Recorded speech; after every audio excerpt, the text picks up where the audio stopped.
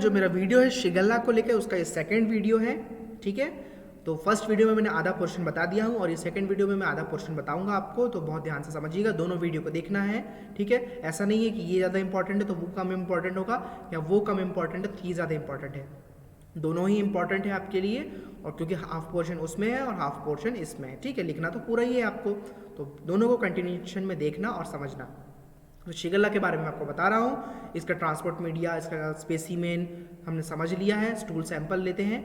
अब हमको क्या करना है, इसकी डायरेक्ट माइक्रोस्कोपी करना है। स्टूल सैंपल आया है या स्वैब्स आए हैं तो उसको ये करना है, हमको डायरेक्ट माइक्रोस्कोपी करना है। तो डायरेक्ट माइक्रोस्कोपी में एक तो हमने देख लिया था, इसका ग्राम स्टेनिंग करते हैं हम, वो तो देख लिया था, तो ये ग्राम नेगेटिव एसिड होता है। पर और भी तरीके की बेटा हम इसकी माइक्रोस्कोपी करते हैं, माइक्रोस्कोपिक एग्जामिनेशन होते हैं, जिसमें कि हम एक तो सलाइन माउंट करते हैं या आयोडीन माउंट करते हैं। ठीक है, सलाइन में देखते हैं, सलाइन मीडियम में रख के इसकी माइक्रोस्कोपी करते हैं, और दूसरा है आयोडीन मीडियम में भी रख के हम इसकी माइक्रोस्कोपी करते हैं। Saline and iodine preparation of feces show large number of pus cells, erythrocytes and macrophages. Saline mount या आयोडीन माउंट में क्या करते हैं, फीसिस में क्या नजर आता है बेटा, लार्ज नंबर ऑफ पस सेल्स नजर आते हैं। पस सेल्स क्यों नजर आते हैं, क्योंकि ये क्या कर रहा है, अल्सर फॉर्मेशन कर रहा है आपके इंटेस्टीन्स में। इरिथ्रोसाइट नजर आते हैं, क्यों इरिथ्रोसाइट नजर आते हैं, क्योंकि वो अल्सर जो है फूट जाते हैं और उनमें से ब्लड निकल आता है, इसलिए इरिथ्रोसाइट नजर आते हैं। एंड मैक्रोफेजेस नजर आते हैं। मैक्रोफेजेस क्यों नजर आते हैं, मैक्रोफेजेस क्या है बेटा, आपका टिश्यू है ना, टिश्यू मैक्रोफेज सिस्टम है ये, जो कि क्या करता है, अंदर जो भी आपकी फॉरेन बॉडीज है उससे लड़ने का काम करता है ना, डिफेंस मैकेनिज्म के जैसे एक्ट करता है। आपकी ये एंटीबॉडीज होती हैं ये मैक्रोफेजेस, जो कि लड़ती हैं। ठीक है, किसी भी बीमारी से, तो वहाँ पे बीमारी है तो लड़ने वाला भी मौजूद होगा, तो लड़ने वाला कौन मौजूद है, मैक्रोफेज मौजूद है, पस सेल है, और इरिथ्रोसाइट दिखते हैं जब हम सलाइन और आयोडीन माउंट करते हैं। पैरासाइटिक कॉजेज ऑफ डिसेंट्री में also be excluded by this examination. और जो पैरासाइटिक और डिसेंट्री होती, पैरासाइट के द्वारा अगर किसी डिसेंट्री हुई है तो हम इस एग्जामिनेशन के द्वारा भी देख सकते हैं, यानी कि किसी पैरासाइट के द्वारा, अगर पैरासाइट अगर स्टूल में प्रेजेंट है तो आयोडीन और सलाइन माउंट उनके लिए भी किया जाता है। और आगे वाले जो पैरासाइटिक जो वीडियो रहेंगे उनमें मैं बताऊंगा कि किस तरीके से एग्जामिनेशन करते हैं। ठीक है, तो ये देखो सलाइन माउंट प्रिपरेशन ऐसे दिखती है, और आयोडीन, यानी कि ज़्यादा डिफरेंस नहीं होता है बेटा इसमें, है ना, थोड़ी क्लियरिटी चेंज हो जाती है। सलाइन में अलग तरीके से दिखता है, आयोडीन में अलग तरीके से नजर आता है। सलाइन रहेगा तो पूरा ट्रांसपेरेंट ट्रांसलूसेंट दिखेगा, है ना, पर उसमें जो सेल्स दिखेंगे वो आपको प्रोमिनेंट दिखेंगे, और आयोडीन में भी वैसे दिखेगा, बस इसमें कि हल्का सा येलोइश कलर आ जाता है आयोडीन के कलर के कारण, और इस तरीके से इसका अमाउंट चेंज हो जाता है। Culture, specimen is inoculated on selective media, like specimen को हम इनॉक्यूलेट करते हैं यानी डालते हैं सिलेक्टिव मीडिया में। कौन कौन से, मैकोंकी अगार, डीसीए और एक्सएलडी, ये तीन तरीके के अगार्स में हम इसको इनॉक्यूलेट करते हैं। सेलेनाइट एफ ब्रॉथ में भी करते हैं इसको, जो कि 4% होता है, is used as enrichment media, जिसको हम इनरिचमेंट मीडिया के जैसे यूज करते हैं। Which permits rapid growth of enteric pathogens while inhibiting the growth of normal flora like Escherichia coli for 6 to 8 hours, जो कि क्या करता है, सेलेनाइट एफ ब्रॉथ में जो 0.4% होता है, ये इनरिचमेंट मीडिया होता है, जो कि क्या करता है, रैपिड ग्रोथ करता है एंट्रिक पैथोजेंस की, जो कि डिसीज कॉज करते हैं, ऐसे पैथोजेंस की अच्छे तरीके से ग्रोथ करवाता है। वाइल ये इनहिबिट करता है, रोकता है अदर बैक्टीरिया की ग्रोथ को, जो कि नॉर्मल फ्लोरा में इन्वॉल्व होते हैं। जो कि नॉर्मल फ्लोरा में कौन इन्वॉल्व होते हैं, इकोलाई जैसे बैक्टीरिया को 6 to 8 आवर्स तक रोक के रखने का काम सेलेनाइट एफ ब्रॉथ का होता है। ठीक है, सब culture is done on solid media from selenite F broth. फिर सब कल्चर करते हैं हम सेलेनाइट एफ ब्रॉथ से, जो है ना मीडिया, मतलब उसी में से मीडिया निकाल के दूसरे मीडिया को बनाते हैं, दूसरे मीडिया में इनॉक्यूलेशन करते हैं, तो सेलेनाइट एफ ब्रॉथ से फिर सब कल्चर होता है। All the solid media are incubated at 37 degree Celsius for 24 hours. और जितने भी सॉलिड मीडिया है, सेलेनाइट एफ ब्रॉथ क्या है, ब्रॉथ यानी कि बेटा सूप के जैसा लिक्विड फॉर्म में, है ना, और ये सेलेनाइट का जो सूप है, ब्रॉथ है, इसमें हम इसको इनॉक्यूलेट करेंगे बैक्टीरिया को, और इनॉक्यूलेट करने से क्या होगा, ये अदर स्पीसीज को रोक देगा ग्रोथ होने से, और इसी को फिर ये होने देगा ग्रोथ शिगेल्ला जैसी स्पीसीज को। और फिर क्या करते हैं, इस ब्रॉथ का ही सैंपल लेके जो सॉलिड कल्चर मीडिया है, जैसे मैकोंकी, डीसीए और एक्सएलडी, ऐसे सॉलिड अगार्स पे फिर इसकी कॉलोनीज ग्रोथ करने की स्ट्रीकिंग वगैरह करते हैं, और फिर इसको इंक्यूबेट करते हैं 37 डिग्री सेल्सियस के लिए 24 आवर्स के लिए। इस तरीके से कल्चर का हम कल्चर करते हैं शिगेल्ला के लिए।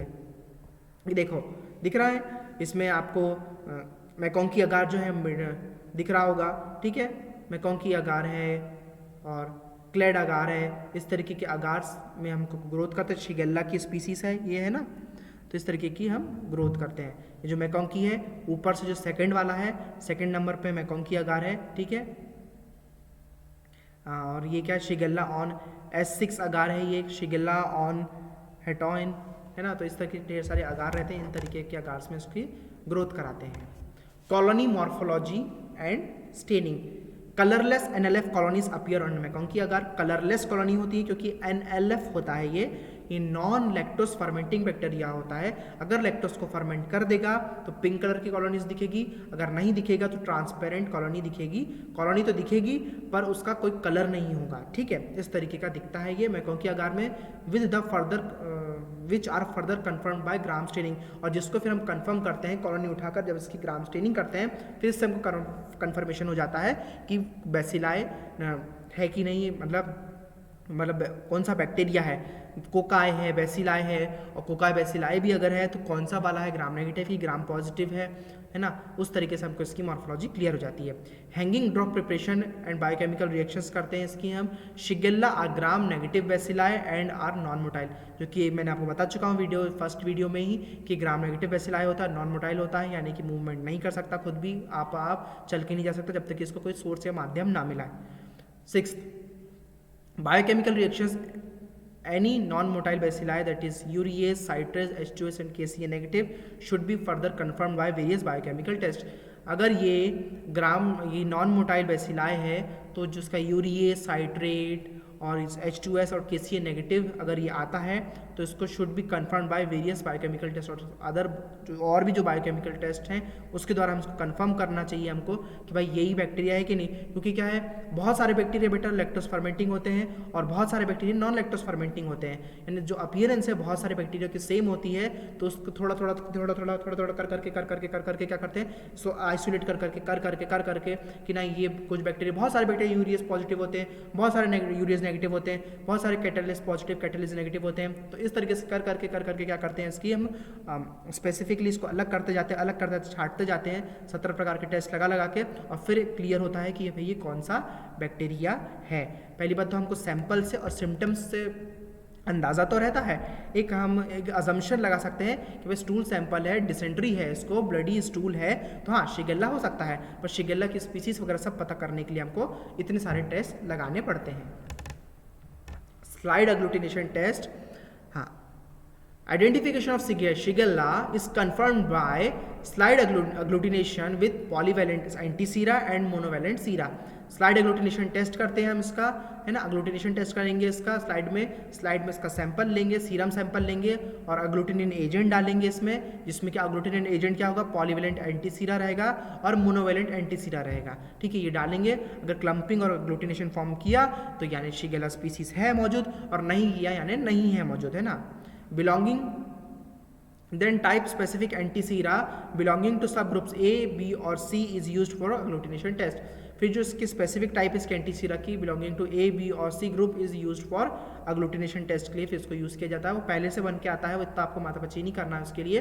मैन्युफैक्चरर जो कंपनीज हैं वो अग्लूटिनेंस के अकॉर्डिंग, इसके स्पीसीज के अकॉर्डिंग ढेर सारा एंटीसीरा बना के देते हैं अलग अलग टाइप का, और जिस तरीके की टाइप में ये पॉजिटिव आ गया तो यानी वो स्पीसीज आपको वो दे देनी है रिपोर्ट में, ठीक है। कॉलिसन टाइपिंग, ये क्या होता है, it is done for group सब ग्रुप डी शिगेल्ला सोनी स्ट्रेन।